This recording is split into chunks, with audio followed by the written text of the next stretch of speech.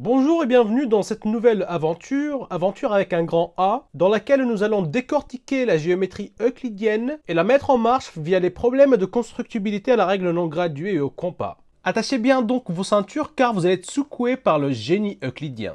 Avant de nous lancer, nous tenons à préciser qu'une lecture naïve de la géométrie euclidienne ne permet pas de comprendre les tenants et les aboutissants de celle-ci. Par ailleurs, cette même géométrie ne peut se comprendre que dans son contexte historique et mathématique, c'est-à-dire la constructibilité à la règle non graduée et au compas. D'ailleurs, les postulats d'Euclide, pour ceux qui les connaissent, sont des postulats de constructibilité. Alors, pourquoi la règle non graduée et pourquoi le compas? Nous allons le voir ensemble. Sachez de même que le meilleur endroit pour apprendre à devenir scientifique est la géométrie euclidienne, parce que dedans, il y aura de la visualisation, du raisonnement, de l'analyse et de la synthèse de divers problèmes très intéressants et qui ont permis le développement d'une bonne partie des mathématiques modernes. Nous sommes donc dans le lieu le plus naturel pour faire de la géométrie, c'est-à-dire GeoGebra. Nous allons commencer par comprendre les problèmes de constructibilité. Ce jeu s'appelle aussi le jeu de Platon, car il semble que c'est sous son influence qu'on s'est intéressé à comprendre ce qu'on peut construire avec une règle sans graduation et un compas seulement. La règle non graduée servira à joindre deux points du plan seulement. Donc en fait, avec une droite, quand j'ai une règle graduée, je peux joindre deux points. Et c'est tout. Elle ne sert pas à mesurer puisqu'elle n'est pas graduée. Et puis le compas, quant à lui, va servir de faire un cercle d'un centre donné et d'un rayon donné aussi, c'est-à-dire si je fais un rayon égal à 5, eh bien mon compas permettra de faire ce cercle. Le compas servira aussi d'outil de mesure, c'est-à-dire pour mesurer 2 ou 3 unités, eh bien on se fixe d'abord une unité avec le compas, c'est-à-dire une ouverture qu'on appellera 1, et à partir de là, on pourra mesurer 2, 3, des fractions aussi, et nous allons voir aussi même des racines carrées.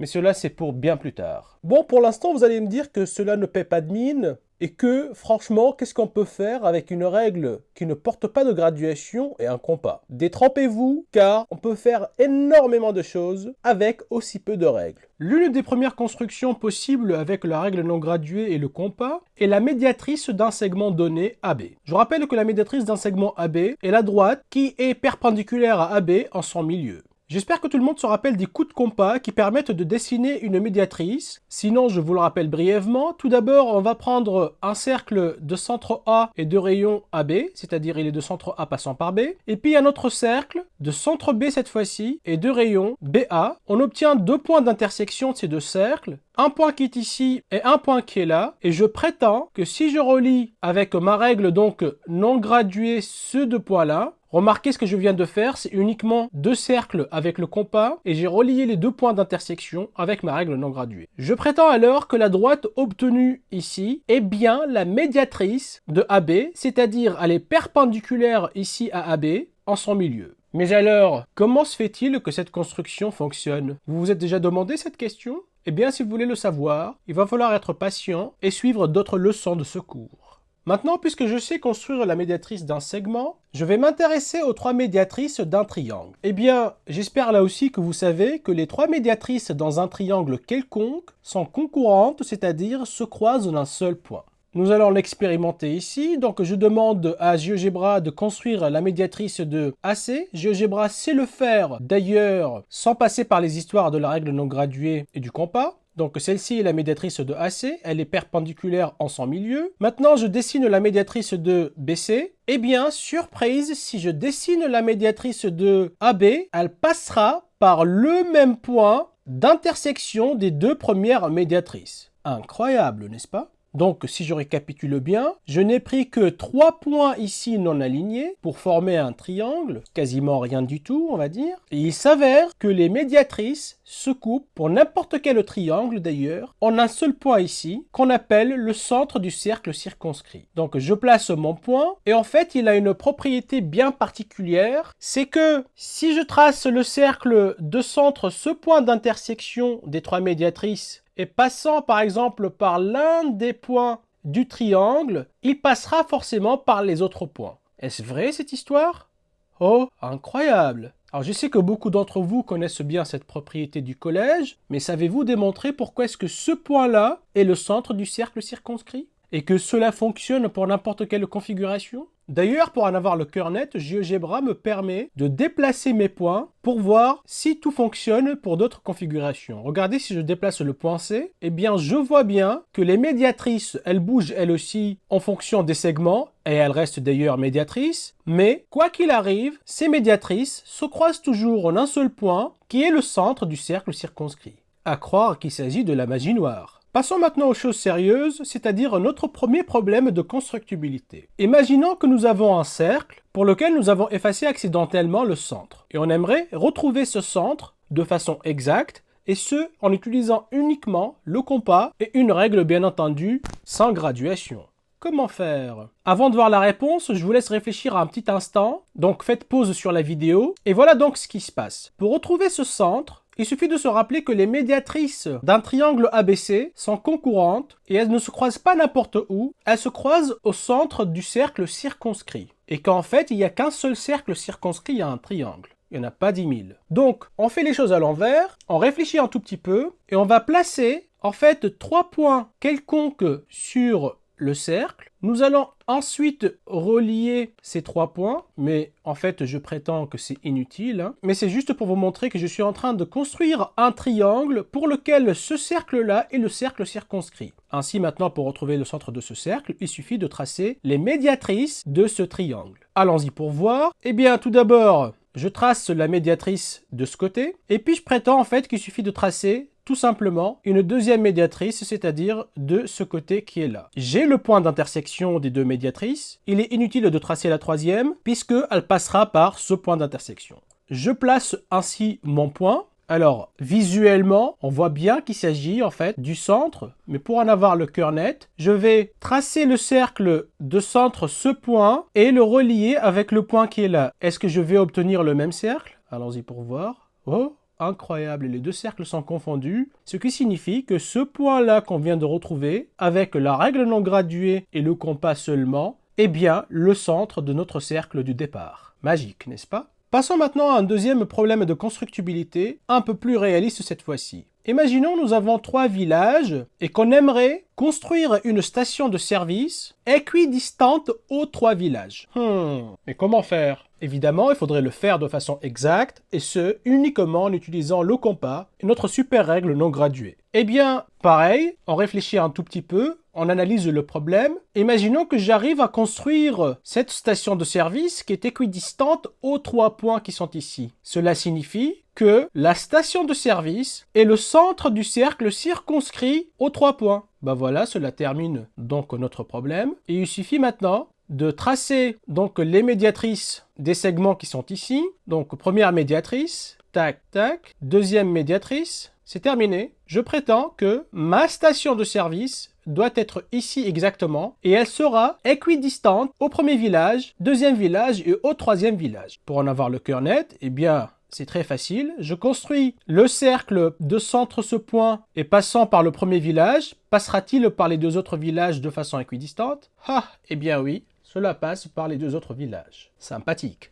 Passons maintenant à une deuxième construction élémentaire, possible avec la règle non graduée et le compas, que tout le monde connaît depuis les classes du collège. Il s'agit de la construction de la bisectrice d'un angle. Quelques coups de compas, un petit tour de magie, et le tour est joué. En effet, on prend donc un cercle de centre, le sommet de l'angle, et puis d'un rayon donné, quelconque, par exemple 3, voilà. J'obtiens ainsi 2 points d'intersection, un point ici et un point là. Maintenant, il suffit de reprendre le compas, garder une même ouverture ici et ici, tracer ici un cercle de centre ce point et de rayon par exemple 2, on va dire, et un cercle ici de centre ce point de même rayon égal à 2. J'obtiens là donc un point d'intersection et je prétends que le tour est joué puisque il suffit de relier ces 2 points là, le sommet et ce point là, et je prétends que cette droite là est la bisectrice de l'angle qui est ici. Alors je me suis débarrassé des traits de construction et j'aimerais en avoir le cœur net. Je demande donc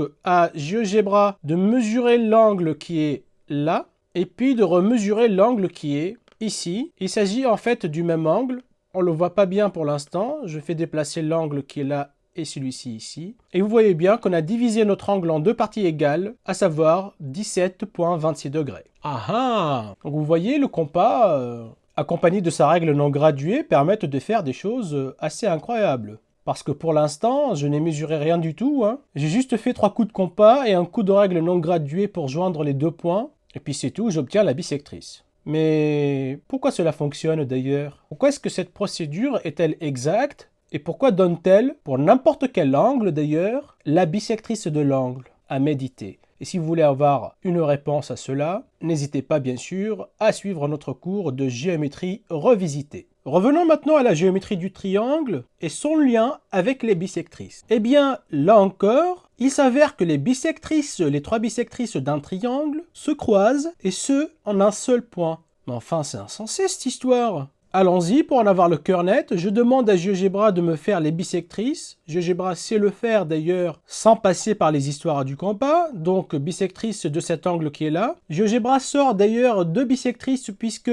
il sort ici la bisectrice intérieure et la bisectrice extérieure. Je vais effacer la bisectrice extérieure et garder uniquement celle qui est intérieure, c'est-à-dire celle qui m'intéresse. Je fais la même chose ici avec cet angle qui est là. J'efface de même la bisectrice extérieure. Et puis, je fais la même chose ici. Eh bien, est-ce que cette 3e bisectrice va passer par ce point qui est là? Regardez ce qui se passe. Tac. Eh oui, ça passe bien par un point particulier d'ailleurs. J'efface la bisectrice extérieure. Je construis ce point d'intersection. Et ce point s'appelle le centre du cercle inscrit au triangle qui est ici. Qu'est-ce que cela peut bien signifier? Eh bien, regardez si je prends le cercle de centre ce point et qui est tangent à l'un des côtés, eh bien, il sera forcément tangent aux autres côtés aussi. C'est incroyable ça. Cela signifie en fait que ce point est équidistant à chacun des côtés de ce triangle. Mais pourquoi donc?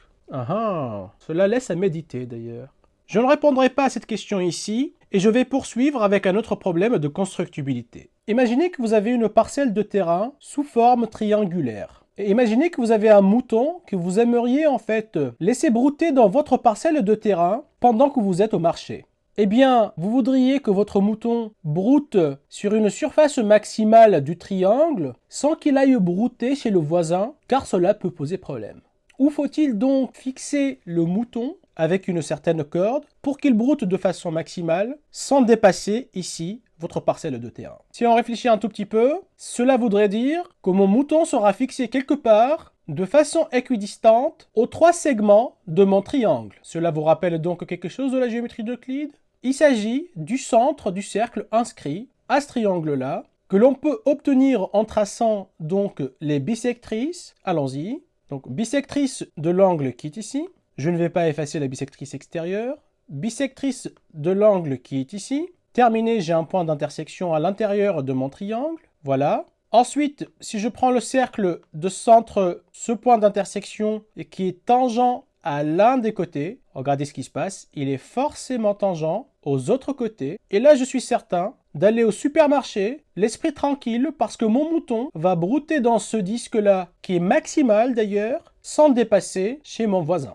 Notre première leçon se termine ici. J'espère que vous vous êtes rendu compte de la puissance de la machine euclidienne et nous vous garantissons qu'il s'agit uniquement du début d'une longue aventure bien passionnante. Merci pour votre écoute et à très bientôt.